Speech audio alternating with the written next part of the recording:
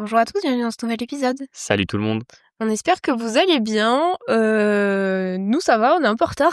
On est à l'arrache complet. C'est passé à ça qu'il n'y ait pas d'épisode cette semaine. Parce que là, on vous enregistre entre deux rendez-vous parce que ce qu'on n'avait pas anticipé, on n'avait pas eu le temps d'enregistrer un épisode avant de partir. Ce qui fait que vous avez pas eu d'épisode lundi. Puis dans le week-end, on avait hésité à prendre les micros, mais ça allait pas s'y prêter. Ça allait être une galère pour nous. Et en fait, en vrai, on en sort 2 par semaine. On n'a pas envie d'en sortir un pour en sortir un si on n'a pas le temps et que peut-être on n'a pas le matériel, ce qui fait qu'entre guillemets la qualité serait moins bonne. On préfère rester sur sauter une échéance, mais au moins que la qualité reste la même plutôt que de baisser en qualité juste pour maintenir la quantité, quoi. Bah, c'est surtout qu'on est parti de vendredi jusqu'à mardi, donc en fait, généralement, on attend une semaine pour vous faire les news de la semaine, histoire d'avoir toutes les news de la semaine. Donc bon, écoutez, c'est un jeudi exceptionnel vu que nous faisons des actus un jeudi, donc on espère quand même que ça vous plaira. Et du coup, on fait les actus, vous en aurez quand même lundi parce qu'au final, en 15 jours, il s'est passé tellement de choses qu'on a largement assez de quoi faire 2 épisodes.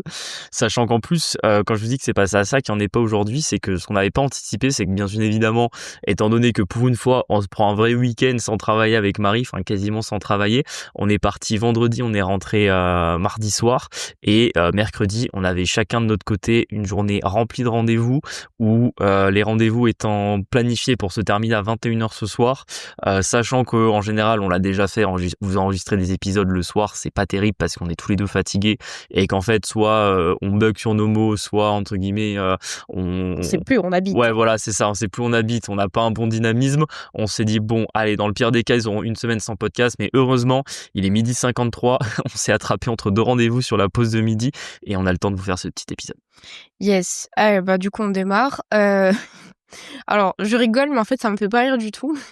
Vous savez, on a rénové du coup 9 appartements, enfin un ancien hôtel qui est de plain-pied, et en 9 appartements. Et en fait, depuis le début, on a acheté à une famille. En fait, ils habitent tous dans la même rue, mais ils sont tous fâchés entre eux.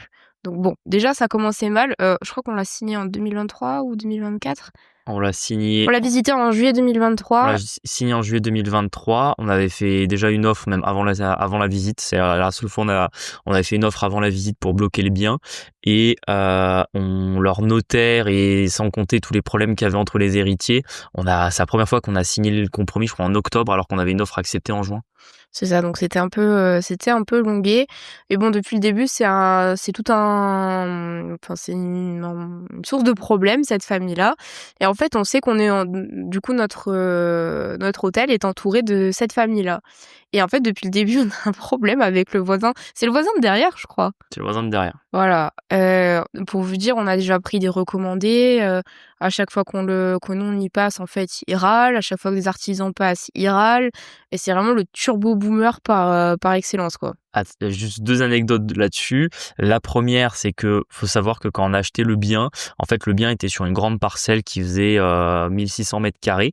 Et en fait, ils ont choisi de diviser en 2 pour garder 800 mètres carrés à eux. Donc nous, entre guillemets, on a acheté une parcelle qui fait 800 avec le bâtiment et eux, ils ont juste racheté une parcelle non constructible où aujourd'hui, il a mis ses poules.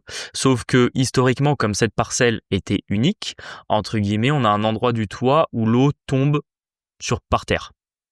Et forcément, quand ils ont fait la division, ils ont fait passer la ligne de division entre les 2 parcelles à ras de notre bâtiment. Du coup, maintenant, quand l'eau tombe, alors qu'avant ça tombait sur la même parcelle, ça tombe sur la sienne, qui est du coup considérée comme le fond voisin d'un point de vue strictement juridique. Il nous a quand même mis en demeure de régler cette problématique d'eau de pluie qui tombe sur son terrain. Et ça fait 20 ans que c'est comme ça. Non, mais ça depuis toujours. En fait, depuis toujours, l'eau tombait à cet endroit. Sauf que maintenant, comme c'est 2 parcelles différentes, il veut, entre guillemets, juridiquement, nous obliger à faire quelque chose contre l'eau qui tombe sur son terrain, sachant qu'en fait, c'est un terrain poule, quoi. C'est-à-dire que, tu peux encore dire, je sais pas, c'est un parking, un truc. Non, il y a rien. C'est un terrain vague avec des poules. C'est juste pour faire chier, en fait. Exactement, c'est juste pour faire chier. Deuxième recommandé qu'il nous avait déjà fait. On en a pris 2, je me rappelle. On en a pris 2. Le deuxième, tu te souviens, les artisans qu'on avait, bref, ils étaient pas très propres dans leur gestion du chantier et notre terrain, pendant longtemps, ça a été le bordel.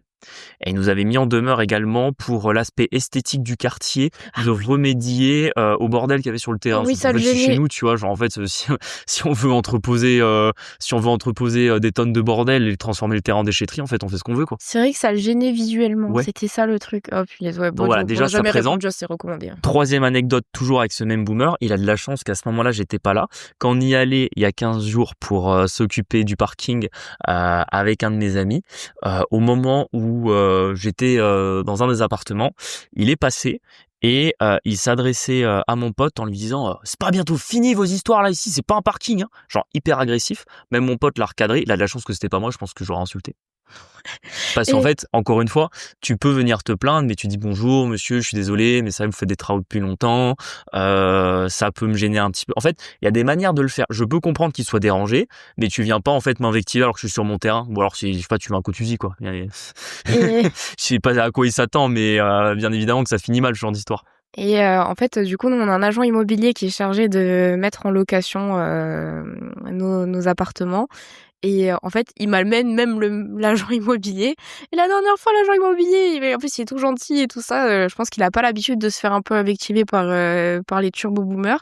Et en plus, il me dit quoi? Il me dit, oui, en plus, je sais pas si vous étiez au courant, mais il vous a dénoncé auprès d'Enedis pour dire que la tranchée était pas à la bonne profondeur. Bon, quoi qu'il en soit, je pense qu'Enedis aurait compris que la tranchée, Non, que mais c'est les gars sûr, parce que n'étaient pas...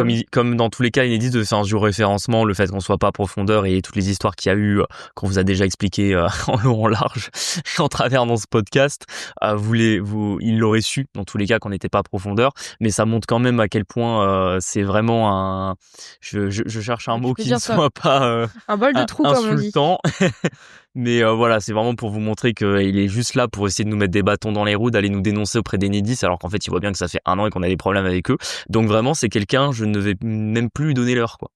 Ouais, parce qu'en fait, il est jamais poli Ouais, c'est ça. et là, jusqu'à maintenant, on a été courtois, mais en fait, s'il continue, ça va finir en coup de tête, en fait. C'est ça, sachant qu'encore une fois, ce qui est le plus ouf dans toute cette histoire, c'est qu'encore, tu sais, ça pourrait être un voisin qui, entre guillemets, a rien demandé dans cette histoire. C'est le vendeur. Donc en fait, il savait ce qu'on allait faire. C'est le vendeur? Mais oui, c'est le vendeur. Enfin, c'est la famille du vendeur. Oui, c'est un des... Parce que c'était une indivision. Mais du coup, ce qui est incroyable dans cette histoire, c'est que du coup, c'est un des vendeurs. Donc, entre guillemets, c'est toujours pareil dans l'immobilier. Effectivement, quand on fait des travaux, etc., un voisin qui était pas au courant, qui a rien demandé, il peut se plaindre. Et encore, il y a des manières de le faire. Tu le fais poliment, tu dis bonjour monsieur, je suis désolé, mais vos travaux, c'est un peu problématique. Entre guillemets, le mec, il savait bien qu'en vendant une ruine, on allait la rénover, quoi. C'est écrit dans le truc de vente. Mais oui, c'est écrit dans le truc de vente ce qu'on va en faire. Donc, en plus, il a aucune excuse de dire qu'on savait pas. Non, mais pour vous dire, en plus, ce boomer est allé en cassation avec sa famille pour cette histoire d'héritage. Non, mais pour vous dire, donc c'est pour ça, en fait, on se prend plus la tête avec lui. Oui. Il peut râler autant qu'il veut. Et en fait, s'il fait trop chaud, au bout d'un moment, on va voir 28 ans vs 70 ans ce que ça va faire. Bah, c'est vrai que ça aussi, c'est encore une bonne anecdote. Faut savoir que du coup, le bien qu'on avait acheté appartenait à un membre de leur famille qui est décédé. Ça doit être l'arrière-grand-père ou un truc comme ça. Ils se sont retrouvés sur une division à 5 parce que du coup, ils étaient 3 enfants. Et il y en a un qui est mort, je crois. Et un qui est mort, plus deux neveux et nièces en soi. Donc ils se sont retrouvés sur une indivision à 5 et comme tu dis, ils sont allés en cassation pour connaître un petit peu les tarifs pratiqués par les avocats quand tu vas jusqu'en cassation.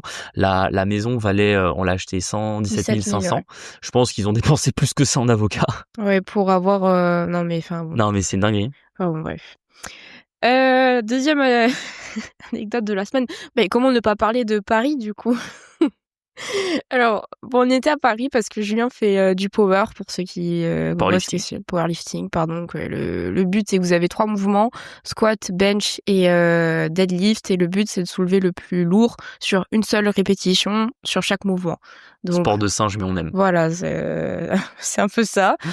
Voilà, donc en fait, c'est notre salle de sport qui organise... je pense qu'ils le font 3 fois par an, 3 ou 4 fois par an. 2 fois par an. Ce genre d'événements, etc.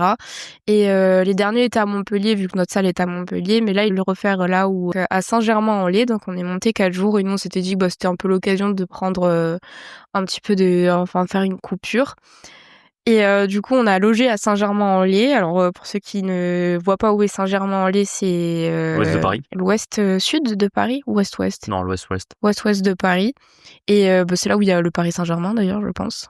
Non, pas du tout. Le club de sport, ça vient pas du Paris Saint-Germain? Parce que moi, je crois quand même... Ça vient pas de Saint-Germain-en-Laye, parce que déjà, leur stade, il est à... Parce que moi, je crois avoir vu quand même un truc Paris-Saint-Germain à Saint-Germain-en-Laye. Je dois t'avouer que je suis nul en club de foot, mais non, pour moi, le Paris Saint-Germain, c'est Paris. En plus, le stade, il est en Seine-Saint-Denis, donc... Pour les amateurs de foot, vous nous direz sur Insta si Paris Saint-Germain, ça vient de Saint-Germain-en-Laye ou pas. Bon, en vrai, c'était mignon. C'est un bourg, on peut appeler ça. Je sais pas combien il y a d'habitants à Saint-Germain-en-Laye. Au moins 20 ou 30 000, je pense. Ouais. Regardez sur Wikipédia. Et par contre, le prix au mètre carré... c'est Paris, voire même un peu plus cher. La vache. Mais sachant que du coup, de Paris, nous, on l'a fait de nuit, donc ça va. On a fait Saint-Germain-Paris 14e, je crois. Ouais, on a mis 40 minutes en voiture. Voilà, en voiture. Sans embouteillage. Et il y avait à peu près 20 km. Donc pour vous dire que même en RER, il y a une ligne directe jusqu'à Paris. Je ne comprends pas. Vraiment, je ne comprends pas. Après, je comprends que ce soit mignon, etc. Mais... ça vaut pas 11 000 euros du mètre carré. Après, c'est vrai qu'ils sont dans un microcosme, parce que quand tu regardes les voitures, moi, ce qui m'a choqué, c'est les voitures. Pour le coup, on a été en Andorre il y a pas longtemps, donc dans un endroit où il y a beaucoup de riches, où tout est détaxé. Il y avait plus de belles voitures à Saint-Germain qu'à Andorre-la-Vieille. Voilà, et ça m'a choqué, parce que vous voyez énormément de Porsche, de Bentley, de Ferrari. Enfin, c'est vraiment abusé. Et c'est vrai qu'en fait, on se rend compte que c'est un peu la France qui vit dans son microcosme, qui côtoie pas tout le reste des problèmes que vous avez à 20 km de là où ils sont, tu vois. Et je pense, en fait, c'est pour ça que c'est aussi cher, parce qu'ils sont entre eux, tu vois. Et c'est vrai que pour le coup, tu te balades le soir à Saint-Germain-en-Laye, c'est pas du tout... Les rues sont propres, les restaurants sont mignons, vous avez des boutiques un peu what the fuck, genre la moquette, les cadres, les trucs comme ça. Donc voilà. Et Saint-Germain, ça valait pas spécialement le détour, je pense que... on logeait là juste parce que la compétition est à Saint-Germain, même si on n'en serait pas forcément allé là. Et du coup, ta compétition, c'était comment? C'était pas mal. Il a fini 3e. Ouais, mais je suis déçu de mon résultat, donc... Voilà, donc bon. Ayez toujours de l'ambition dans la vie, dans tout ce que vous faites. Et là, pour le coup, j'ai pas atteint ce que je m'étais fixé. Bon, je suis 3e, c'est pas si mal, mais c'est vrai que... Sachant que il y avait une centaine d'athlètes. Le power, t'en fais quoi depuis 4 ans à peu près? Ouais, depuis 4 ans, c'est ça. Depuis 4 ans, t'es en moins de 93, parce que c'est des sports à caté de poids. Et oui, après, écoute, moi je trouve que tu t'es bien défendu pour 6 semaines avec mal à l'épaule et une semaine avant la hanche complètement vrillée. Moi je trouve que ça allait. Faut savoir que j'ai été battu par un mec qui est quand même arrivé avec un pantalon Hello Kitty, qui lui a fait 2e. Donc mon écho est un petit peu blessé. On n'est pas retourné à la salle et vraiment on a des du coup des potes de la salle qui étaient là. Julien, tu veux pas te laisser abattre par le mec Hello Kitty et tout, là c'est ton honneur. Tabarnak, il a fini 2e. Juste parce que j'ai lâché une barre sur mon dernier mouvement, ce qui m'arrive absolument jamais à l'entraînement. Faut savoir que tu t'es ouvert la main. Moi je fais beaucoup dans ce sport ce qu'on appelle le grind, c'est-à-dire de faire les mouvements très lentement, et tout le monde doute sur si tu vas l'avoir ou pas. Et ça, c'est un peu mon point fort. Je suis capable de tirer la barre pendant longtemps, et en fait je suis arrivé tout en haut, elle a commencé à me glisser des mains, et vraiment il y a le moment où j'ai senti la peau des mains qui s'arrachait, mais dans ma tête j'étais là, je la lâche pas, je m'en fous. Et vraiment il y a le moment où elle est partie d'un coup des mains, et là je me suis dit putain, je me suis fait battre par le mec Hello Kitty, quoi. Ouais, parce que en vrai quand t'as tiré ta dernière barre là au terre, enfin ton avant-dernière barre au terre là, c'était ta dernière ou ton avant-dernière? Que j'ai raté? Ouais. C'est la dernière. C'est la dernière. Franchement, au début, moi, j'étais là, ça me paraît très lent tout ça. J'ai peur parce qu'en plus, il pouvait être qualifié pour un appui cuisse. J'ai cru qu'il y avait redescente, mais en fait, non. Merli, j'étais monté tout seul. Et franchement, au moment d'attendre que les arbitres disent qu'il peut lâcher. Non, j'y étais pas encore parce que j'avais pas verrouillé le mouvement. J'étais à 5 cm de le verrouiller. Je sais pas, moi, tes épaules commençaient à être au bon endroit. Donc voilà, mais en vrai, contente de faire ce genre de truc parce que, par exemple, l'année dernière, en fait, on n'aurait pas pu. Genre, avec l'IMO, les CDI et tout, on aurait dû prendre un jour de congé le vendredi pour monter à Paris, parce que nous, on a décidé de monter en voiture. On ne fait pas confiance à la SNCF. Et on a bien fait, parce que tous nos potes qui ont pris le train, ils ont été très emmerdés au retour, parce que je sais pas, il y a encore eu un problème de la SNCF entre Lyon et Montpellier, et du coup, ils pouvaient pas rentrer en train. Ouais. Et du coup, même si la voiture c'est long, honnêtement, comme ça, on est indépendant de l'entreprise la moins efficace de France, quoi. C'est ça. Et puis, du coup, on a sorti 0 argent de notre poche pour ce truc-là. En fait, tout est déductible sur les sociétés. Et on a pris 4 jours tranquillement à base de tranquillade, donc c'était sympa. Et du coup ta compète c'était dimanche. Lundi on a décidé de faire Paris. Alors il y a tellement de trucs à voir à Paris qu'au début on hésitait entre Versailles Le Louvre. Et le Louvre, au final, on n'a fait aucun des 2. Ouais, au Louvre, on s'est dit qu'on allait aller chercher un petit cadre pour la maison, vu que visiblement tout le monde peut aller se servir, vu que la sécurité, c'est pas incroyable. Oh, les mauvaises langues. Non, et puis après, en fait, au final, on a fait le musée de l'armée. Et c'était trop bien. Franchement, c'était 17 € par personne, je crois. Ouais, c'était ça, je crois, le musée de l'armée. Nous, on est arrivé à 13h jusqu'à 18 et en vrai, on n'avait pas eu le temps de tout voir. Ouais, il y a vraiment tellement de choses, c'est très très complet. Ça, par contre, c'est mal organisé. Genre, tu sais, Oui, quand tu cherches les entrées des différentes salles, etc., je trouve que c'est vraiment pas très bien indiqué. Par contre, franchement, le contenu à l'intérieur est top. Ouais, franchement, c'était super intéressant. Il y avait une expo sur Charles de Gaulle aussi. Et du coup, je trouve que c'est intéressant de voir un peu que les cycles se répètent, tu vois. Parce qu'on a regardé, du coup, il y avait tout un truc de Louis XIV à Napoléon. En fait, des fois, j'ai l'impression, en lisant les trucs, que là, on est de nouveau dans une époque où, en fait, comment tu dis, le roi se gave, la bourgeoisie se gave, et en fait, tu sais, pour le reste, tout explose en termes de prix, etc. Sauf qu'à la fin, ça finit avec des têtes coupées, quand même. Donc, Après, ils avaient pas Netflix à l'époque, donc ça change c'est quand même ça. pas la chose. C'est ça. Et après, pour vous donner un peu notre avis sur Paris, parce que nous, au final, on monte sur Paris, c'est souvent pour prendre soit l'avion, soit moi, j'allais vite fait chez une cliente qui habitait dans le sud de Paris. Donc à chaque fois, c'était pour le travail, jamais trop visité ou quoi. On trouve qu'en vrai, il y a vraiment beaucoup de jolies choses. Juste, je sais pas comment La ville est très belle. je sais pas comment les Parisiens font. Je trouve que la ville est sale, en fait, d'une manière générale. Et compliqué. C'est vrai que tu vois, encore une fois, on a été à Rome au début de l'année. Et c'est vrai que là, tu mets Rome-Paris. Quand on était sorti de Rome, j'étais là en mode, non, plus belle ville du monde, c'est Rome, c'est pas Paris. Là, honnêtement, en revenant de Paris, je suis en mode, franchement, c'est très, très, très, très, très joli et c'est très sympa.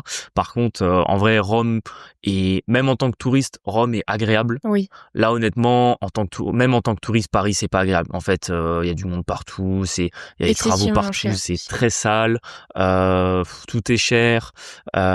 Puis je sais pas, tout est organisé bizarrement. Enfin bon, bref, ils ont pas été capables de faire respecter la loi sur le Champ de Mars. Du coup, maintenant sur le Champ de Mars, vous avez des espèces de vitres qui cassent le paysage et en plus vous devez passer des portiques. On a passé quoi? On a passé 3 portiques, je crois, pour monter en haut de la Tour Eiffel. Enfin, je veux dire, je sais pas, mais entre guillemets, comment t'expliques que le mec au Louvre avec une tronçonneuse, il part avec des bijoux qui valent des milliards et nous on doit passer 3 portiques pour aller visiter la Tour Eiffel. Tu vois, enfin, je sais pas, il y a vraiment un truc qui est complètement anormal et tu sens que on est vraiment à l'image de la France, c'est-à-dire l'histoire est top, genre à quoi ça ressemble, donc vu de l'extérieur, pour par exemple des étrangers qui voudraient venir en France, ça a l'air top, et quand t'es sur place t'es en mode ouais bah pas incroyable quoi. Et puis encore une fois, pour tous ceux qui vivent à Paris, force à vous, parce que franchement le peu qu'on a fait en transport en commun, ouais, je trouve que le RER c'est une expérience sociale, hein, ouais franchement, et en plus on a quand même fait des transports en commun dans pas mal de pays. C'est vrai que je trouve qu'il y a vraiment un truc particulier à Paris, en mode tout est blindé, en fait tout est tellement concentré. Tu vois, par exemple, on a fait transport en commun à Berlin, ça a rien à voir, tout est à l'heure, tout est à propre. Après, on va pas vous dire qu'on mange par terre, je veux dire, Berlin c'est pas Tokyo non plus, tu vois, mais je veux dire voilà, tu prends le métro à Berlin, tu prends le métro à Paris, ça n'a rien à voir. Tu prends le tram à Paris, tu prends le tram à Berlin, ça n'a rien à voir. Et c'est vrai que ça, pour le coup, c'est très dérangeant. Je me dis force à ceux qui le vivent au quotidien, quoi. En fait, je pense que Paris, ça devait être incroyable il y a genre 40 ans, tu vois. Ouais. Je pense que ça devait être incroyable. Là, bon, bah... Après, je peux comprendre le DEL. Tu sais, c'est les gens qui sont carriéristes. En fait, tout est ici. T'as pas vraiment le choix, surtout. Ouais, et on a vu, du coup, des potes à Julien qui sont devenus avocats. Ça me fait rire parce que, en fait, quand on s'est rencontrés avec Julien, on était en Master 1. Et en fait, pendant un moment, on a considéré monter à Paris parce que Julien devait, à la base, faire comme ses amis, du coup, préparer le concours d'avocat. Et en fait, à Montpellier, je pense que ça vaut pas le coup d'être élève avocat. Enfin, du moins, en tout cas, les règles avocat à Montpellier, tu vas prendre un 3-4 000 par mois, quoi. C'est pas ouf pour travailler 70 heures semaine, quoi. C'est ça, et du coup, en fait, c'est ce qu'ils ont tous fait, hein. Ils sont montés à Paris, etc. Et je me rappelle qu'on avait vraiment considéré le fait de monter à Paris. Et à la fin, on s'était dit, non, en vrai, on va être plus smart que ça. Je vais faire banquier, on va financer l'IMO. Mais finalement, que cette vie nous touche jamais. Mais eux, ils te disent, en fait, avec 130 000 l'année, en fait, tu vis dans un microcosme, ils sont dans des bons quartiers. Alors, ok, l'URSSAF leur prend la moitié de ce qu'ils touchent. Mais Merlich, en fait, ils ont pas l'air de voir ce qui nous a un peu sauté aux yeux en se promenant comme ça, quoi. Donc force à vous les Paris. Ouais, et puis tu vois, je voulais rebondir là-dessus parce que je sais que certains auditeurs du podcast sont encore dans les études ou ont pas encore fini tous leurs choix professionnels, et franchement, même si vous avez envie d'investir, envie un jour de ne pas dépendre de votre patron, en vrai, pour moi, Paris, c'est pas un bon plan. Aujourd'hui, il vaut mieux partir en Suisse, surtout depuis que le franc suisse est devenu assez apprécié dans les dernières années. Et je le vois, c'est que aujourd'hui, du coup, on a pas mal d'amis à Paris, on a pas mal d'amis en Suisse, et vraiment, ça n'a rien à voir. C'est-à-dire qu'en gros, ceux que justement on a vus à Paris, ils gagnent bien leur vie, mais c'est pas incroyable. On va dire que quand tu retires l'URSSAF, en tant qu'avocat, pour 80 heures par semaine, ils vont être sur entre 5 et 7 000 euros par mois. Alors oui, ça fait rêver, hein. J'ai bien quand t'es au SMIC, 7 000 euros par mois, ça fait rêver, mais quand tu rapportes à 8 ans d'études et 80 heures par semaine, ce qui fait plus de 2 SMIC horaires, tu vois, c'est pas ouf. Alors qu'à l'inverse, on a des amis qui sont en Suisse, qui pour le coup vont gagner 2 fois ça en travaillant à peine plus qu'en France. Tu vois, ils vont genre travailler 45 heures en Suisse par semaine. C'est beaucoup 45 heures, mais je veux dire, par rapport à 80 heures à Paris, ça reste quand même beaucoup plus tenable. Et en plus, la vérité, c'est que pour le coup, la vie en Suisse, ils m'en disent que du bien. Alors qu'à Paris, ils sont obligés de vous dire qu'ils doivent vivre dans un microcosme pour pas vivre pour avoir les pulls à pisse dans la rue, quoi. Ouais, c'est ça, pour pas vivre avec tous les problèmes de la France devant ta porte. T'es obligé d'aller dans les quartiers hyper chers, alors qu'en Suisse, sauf certains mauvais quartiers maintenant à Lausanne ou à Genève, la plupart du temps tu seras bien, tu vois. Et c'est vrai que pour le coup, si vous avez un choix à faire là-dessus, faites en sorte de pouvoir vous diriger vers la Suisse. Vous allez gagner 2 fois mieux qu'à Paris, et vous allez vivre, je pense, dans un pays qui est plus agréable. Après, le coût de la vie en Suisse est un petit peu plus cher qu'à Paris, ça faut le reconnaître, surtout les restaurants par exemple. C'est moi j'étais choqué, c'est qu'à finalement à Paris, c'est le même prix qu'à Montpellier. Les restaurants sont pas si chers que ça. Et alors qu'en Suisse, pour le coup, sont beaucoup plus chers. Mais par contre, au niveau des loyers, des prix de l'immobilier, vous y retrouvez, quoi. Ouais, du coup, tu penses que par exemple Montpellier, ça vaut plus le coup que Paris? En fait, moi, je me dis, à Montpellier, il y a quand même des problèmes de France qui sont visibles. Tu vois, on peut pas dire que c'est pas visible non plus. Même nos potes avocats qui viennent de Montpellier, du coup, ils nous ont dit, ouais, on est retourné à Montpellier, vous pouvez pas dire que c'est mieux, tu vois. Et d'un côté, il y a quand même le soleil. Je trouve que le cadre de vie est un peu plus sympa, c'est moins cliché. Il y a de plus en plus d'entreprises aussi à Montpellier, quand même. Ça se développe un petit peu. Et je pense que d'une manière générale, ouais, la province, c'est quand même un peu mieux que Paris. Après, sauf si vous aimez les vies à 100 à l'heure, hein, pourquoi pas. Honnêtement, j'aurais recommencé de zéro, mais j'irais bosser en Suisse. Ça, déjà, c'est le premier choix. Pas de Paris, si pas de maintenant, Montpellier. je pouvais pas aller en Suisse parce que mon métier s'y prête pas, ou parce que pour une autre raison, je peux pas y aller, plutôt qu'aller à Paris, si vraiment votre but c'est d'investir, etc., choisirez une ville moyenne qui est beaucoup moins chère, que ce soit en termes de coût de la vie, en termes de loyer. Et en fait, vaut mieux que vous gagniez genre 2 000 euros par mois à Chalon-sur-Saône que 2 500 euros à Montpellier, tu vois. Donc tu vois, tu gagnes 2 500 euros par mois à Chalon-sur-Saône, tu vis bien, tu payes pas très cher ton loyer, tu peux investir dans l'IMO à côté de chez toi, tu vois, t'as pas besoin de faire 3 heures de route.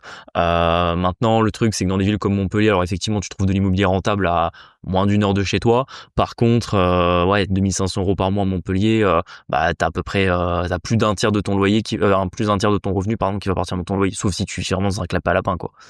Donc ouais, ça c'est un problème. Moi, si c'était un choix, j'irais même plutôt dans une ville moyenne. De toute manière, je pense qu'il y a de plus en plus de personnes, en fait, qui peuvent juste plus payer un rythme de vie dans des grandes villes. Alors Paris, ok, c'est quelque chose, mais tu vois, même Montpellier, comme tu dis, 2 500, t'es pas large quand même au niveau du coût de la vie, etc. Donc ouais, partir sur des villes moyennes, genre quoi, quand tu dis ville moyenne, on dit quoi, entre 10 000 et 20 000 habitants, un truc comme ça? Bon, un peu plus, tu peux être entre 10 et 100 000, tu vois, grosso modo. Et je pense de toute manière, la plupart des gens vont commencer à faire ça parce qu'en fait, en plus avec le télétravail, etc., il y a quand même des choses à faire. Ouais, puis en plus, tu vois, il y a des trucs tout bêtes, mais par exemple, tu voulais t'entraîner dans des grandes salles de sport. Il y a 10 ou 15 ans, tu prenais une ville moyenne et il y avait pas grand chose en salle de sport. Ouais. Là, maintenant, toutes les franchises sont partout. Même si t'aimes un peu, je sais pas moi, toutes les franchises de nourriture, de bars, etc. C'est des trucs qui se développent un peu partout. Donc, je pense qu'aujourd'hui, t'as plus grand chose à attendre des grandes villes, sauf si t'es vraiment un fan de culture et que du coup, t'aimes les expos, les musées, les trucs comme ça. Mais tu vois, nous, on va au musée parce que bon, ouais, voilà, on fait le musée de l'armée, mais allez, on le refera peut-être dans 10 ans, mais on va pas y aller toutes les semaines, quoi. Ouais, après, tu vois, par exemple, bon point pour Paris, c'est que je pense qu'il y a toujours un truc à faire. En fait, c'est tellement vaste et c'est tellement de culture française. En fait, il y a tellement de choses à voir que, en fait, avant d'avoir tout vu, il y a quand même Ouais, mais tu un vois, petit si on temps. vivrait à Paris, est-ce qu'on irait forcément voir plus de musées, plus d'expos, et Bah, je sais cetera? pas, les Parisiens nous diront, je pense. Bah, je suis pas sûr, tu vois, genre, je vois bien nos amis à Paris, ils nous racontent pas toutes les semaines qu'ils ont été voir telle ou telle expo, quoi. En fait, juste, moi, ce que ça m'évoque un petit peu, c'est juste qu'en fait, je trouve c'est enfin, ça vous le savez, nous, on n'a pas pour, aspiration de continuer à vivre en France. Et en fait, c'est vrai que c'est quand même dommage parce que quand on voit Paris, en fait, c'est tellement vieux, il y a tellement de culture, enfin, plein de choses sont super jolies et cetera. En fait, je trouve que ça fait chier de quitter quelque chose d'aussi stylé, mais d'un autre côté, il suffisait de regarder, au sol pour, comprendre que, bah, en fait, que là, il y a rien à en tirer, tu vois ce Ouais. que je veux dire? Donc C'est moi l'impression que ça me laisse, c'est, je sais pas si tu te souviens quand t'étais petit, genre, quand tu marchais le soir sur la plage, t'avais un peu tous les fous de Château de Sable qui avaient construit des trucs de ouf un peu ouais. partout. Et toi, comme t'avais 8 ans, que t'étais con, ce que tu kiffais faire, c'était sauter dessus et les démonter, tu vois. Bah là, j'ai un peu ça pour Paris, c'est-à-dire qu'en fait, le truc est génial et plus ça avance et plus ça Ouais, ça donne et pas plus c'est envie, de ouais. pire en pire, quoi. C'est vrai. Dernière anecdote, nous avons mangé chez un Chinois, parce que Julien avait très faim vu qu'il avait fait une grosse compétition, donc il a eu le privilège de choisir et c'était un moment où on a pu revoir nos potes qui sont avocats du coup à Paris. Ouais. Et en vrai, le restaurateur était super cool. Il était super sympa. En plus, il avait des jeux sympas, c'est-à-dire qu'il t'amenait du saké à table. Et en fait, si tu répondais mal à ses devinettes, tu devais boire. Et ces On n'a devinettes. pas bu du coup Si, on quasiment. a bu une Un fois sur la seul. première avec son histoire de bougie. Bon, je vais pas vous faire les devinettes sans en avoir pour 1 heure. Mais du coup, on a pas mal sympathisé. Et c'est sympa parce que du coup, il nous a demandé ce qu'on faisait dans la vie. Et du coup, on a parlé un peu business avec lui. Et la conclusion de notre conversation, c'est qu'au final, lui, il arrivait à faire du business dans des restaurants à Paris et acheter des appartements parce qu'il fait du coup de l'investissement immobilier à Paris même. Force à lui. Ouais, j'avoue. Et en fait, tout ça parce il s'était fait pote avec un banquier à la BNP et qui disait qu'il s'entendait super bien avec son banquier et qu'il sentait vraiment que c'était ça qui faisait la différence sur ses dossiers. Et je trouve que ça fait une bonne conclusion à tout ça parce que comme quoi, à la base, on y allait juste pour manger un resto entre potes et puis bon, Ouais, moi j'avoue, on j'étais arrivait. un peu fatiguée, j'étais là. Il veut pas Non, arrêter mais avec après, les devinettes. on est arrivé tard, donc le temps qu'on finisse de manger, en fait, on était les derniers clients du resto, c'est pour ça qu'il est venu parler avec nous. Et c'est vrai que c'était intéressant de voir que bah, c'est toujours la même règle hein, que sur entrepreneur, investisseur. Quoi qu'il arrive, à la fin des fins, c'est toujours avoir un bon banquier qui va financer tes projets qui fait la différence si tu arrives à avancer ou pas. Ouais, parce que lui, du coup, il avait pas, enfin, on n'avait pas l'impression qu'il avait trop de galères à investir. Pourtant, on Ouais, était Paris même. Alors, là, on était, je crois que c'était pas fou, c'était pas très loin de Montparnasse. c'est dans le 14e. Ouais. Et mais visiblement, il devait déjà avoir quelques apparts. Et là, il en cherchait un pour faire du Airbnb. Donc, comme quoi, ça se trouve, en fait, au final. Ouais, complètement. Du coup, on a parlé un peu problématique de Airbnb sur Paris. C'était marrant aussi de savoir, il se faisait embêter par le syndic. Du coup, on était sympa, on lui a filé 2-3 conseils, parce qu'en fait, il se faisait embêter par le syndic à Paris, parce que comme il faisait du Airbnb, le syndic lui a envoyé un courrier en lui disant qu'il avait pas le droit de faire, qu'en gros, ils avaient regardé, là encore une fois, hein, c'est bien, ça fait la boucle avec le boomer qu'on avait en début d'épisode sur notre tranchée Enedis. Certainement des boomers, dans sa copropriété, ont retrouvé son appartement et ont été voir le nombre de disponibilités qu'il avait dans l'année en regardant que du coup il avait plus de 3 mois de nuitée de disponibilité et que du coup il ne respectait pas la règle sur l'interdiction des Airbnb à Paris et que du coup ils étaient en train de le dénoncer auprès de la ville de Paris. Et le plus incroyable dans tout ça, c'est qu'en plus il respectait les règles parce que du coup il s'était déclaré auprès de la ville de Paris et il avait eu une autorisation d'exploitation de son Airbnb pour 3 ans. Oui, voilà, ouais. Donc en fait, c'était super drôle de voir que je trouve que c'est vraiment il y a un problème dans ce pays. En plus, c'est toujours la même génération qui est derrière ce genre de truc. C'est toujours la dénonciation auprès de l'État. Et en fait, vous savez nous à quel point ça nous énerve parce que on l'a déjà raconté que toutes les fois où on se fait le plus embêter dans nos projets, c'est toujours par l'État. Et de là, de voir que t'as un mec qui lance ses activités, qui essaie d'investir en entreprise, oui. qui gagne dignement sa vie, qui cotise, qui paye la retraite des boomers, qui nous coûte un fric monstrueux, se fait dénoncer de manière fortuite parce qu'en fait, ils lui ont même pas demandé s'il était déclaré. Parce que du coup, bah, forcément, il savait pas trop quoi faire. Il m'a dit, qu'est-ce que je fais, tu vois? Et je lui ai dit, bah, en fait, là, juste, tu fais un courrier avec la copie de ton autorisation, comme quoi la ville de Paris t'a autorisé à avoir ton Airbnb, ils vont te laisser tranquille, tu vois. Donc en fait, juste pour vraiment embêter ton voisin, tu vas aller le dénoncer auprès de la mairie pour l'empêcher de faire un Airbnb. Enfin, Puis de toute façon, je trouve ça complètement tu fou. vois pas, enfin, qu'est-ce qu'ils y gagnent à le dénoncer, en fait? Bah, soi-disant que le Airbnb leur crée des nuisances. Non, mais Ah, mais oui, mais c'est... on dort dans un Airbnb. Ouais, mais c'est certainement des boomers qui ont hérité de leur appart ou alors qui l'ont acheté 100 000 euros en 1985, si tu veux. Le truc maintenant, il vaut 1,2 million. Ils sont là en mode ah non, hors de question qu'il y ait que un jeune investisseur achète un Airbnb dans ma résidence, quoi. Ouais, j'avoue. Non, mais c'est franchement, je trouve ça rend fou. Du coup, bah force à lui. En tout cas, c'était une bonne rencontre parce que il était très sympa en tout cas et je trouvais que c'était marrant d'avoir cette conversation avec lui. Moi, j'ai pas répondu à une seule devinette et j'ai gagné un bracelet, une barrette. Bah oui, c'était moi qui répondais à toutes les devinettes, donc. Donc on a passé une bonne soirée.